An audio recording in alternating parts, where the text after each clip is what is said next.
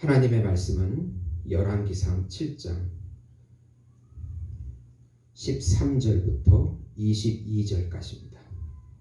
제가 봉독해 올리겠습니다. 솔로몬 왕이 사람을 보내어 히람을 두로에서 데려오니 그는 납달리 지파 과부의 아들이요 그의 아버지는 두로 사람이니 노세 대장장이라. 이 히람은 모든 논일에 지혜와 총명과 재능을 구비한 자이더니 솔로몬 왕에게 와서 그 모든 공사를 하니라. 그가 녹기둥 둘을 만들었으니 그 높이는 각각 18규빗이라. 각각 12규빗 되는 줄을 둘을만 하며 또 놋을 녹여 부어서 기둥머리를 만들어 기둥 꼭대기에 두었으니 한쪽 머리의 높이도 5규빗이요 다른 쪽 머리의 높이도 5규빗이며 기둥 꼭대기에 있는 머리를 위하여 바둑판 모양으로 얽은 그물과 사슬 모양으로 따은 것을 만들었으니 이 머리에 7이요 저 머리에 7이라. 기둥을 이렇게 만들었고 또 2줄 석류를 한 그물 위에 둘러 만들어서 기둥 꼭대기에 있는 머리에 두르게 하였고 다른 기둥 머리에는 그렇게 하였으니 주랑 기둥 꼭대기에 있는 머리의 4규빗은 백화파 모양으로 만들었으며 이 두 기둥 머리에 있는 그물 곁 곧 그 머리의 곰같이 둥근 곳으로 돌아가며 각기 석류 200개가 줄을 지었더라. 이 두 기둥을 성전의 주랑 앞에 세우되 오른쪽 기둥을 세우고 그 이름을 야긴이라 하고 왼쪽 기둥을 세우고 그 이름을 보아스라 하였으며 이 두 기둥 꼭대기에는 백합화 형상이 있더라. 두 기둥의 공사가 끝나니라. 아멘. 오늘 말씀은 솔로몬 궁 건축과 노세 대장장이 히람을 통해서 성전 앞 두 기둥과 바다와 수레와 물두멍과 그 외 성전 기구들을 만드는 내용입니다. 네. 사랑하는 성도 여러분, 우리는 복음을 가진 자입니다. 복음이라고 하는 것은 하나님의 영이 우리 안에 임재하신다는 뜻입니다. 임마누엘 함께 하신다는 뜻입니다. 우리는 두려워할 수 없는 존재예요. 무서워할 수 없는 존재예요. 오직 하나님을 찬양하고 영광 돌리는 것이 우리 삶의 목적입니다. 이 어려운 때일수록 우리가 이 본질적인 질문, 나는 누구일까? 나는 어떻게 살아야 하는가? 우리 삶의 목적이 무엇일까? 우리 개인적인 종말이나 인류의 종말은 어떻게 될 것인가? 이 근본적인 질문들을 하면서 한순간 한순간 예수 속에서 그 질문의 해답을 찾으면 반드시 어려운 환난 가운데서도 소망과 희망을 가지고 매 순간 기쁨을 가지고 살아갈 수 있을 것입니다. 성전과 성전 기구는 모두 예수님이십니다. 예수님의 그림자입니다.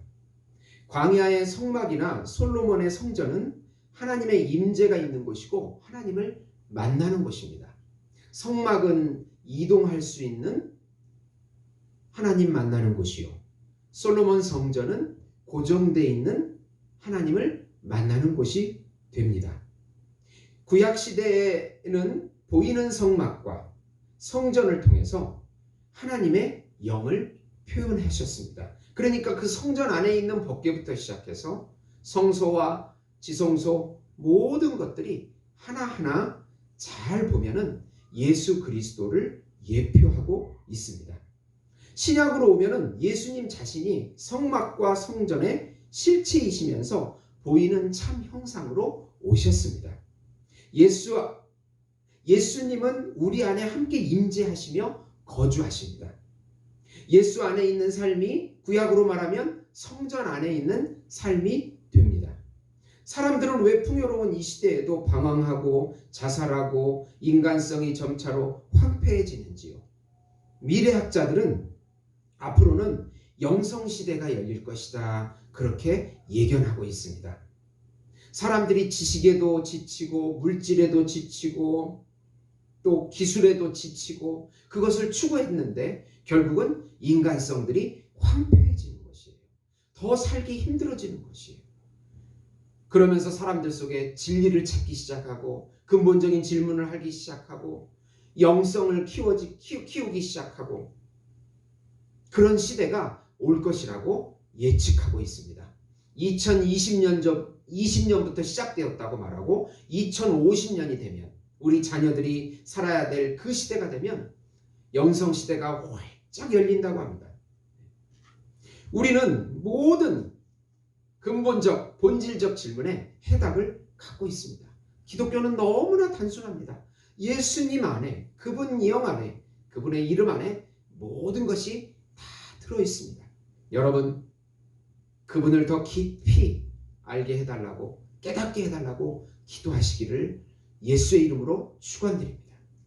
두 번째로 성전 앞 두 기둥이 야긴과 보아스인데 바로 예수님을 의미합니다. 야긴이라는 뜻은 그가 세우실 것이다. 이 야긴이라는 인물은 야곱의 아들 시므온의 아들이에요. 그러니까 야긴 가족의 시조가 되는 것입니다. 그리고 또 다윗 왕 때 21반차의 제사장 이름이 야긴입니다. 또 바벨론에 끌려가서 다시 귀환할 때 제사장 이름이 또 야긴입니다. 역대상 9장 2절에 나옵니다.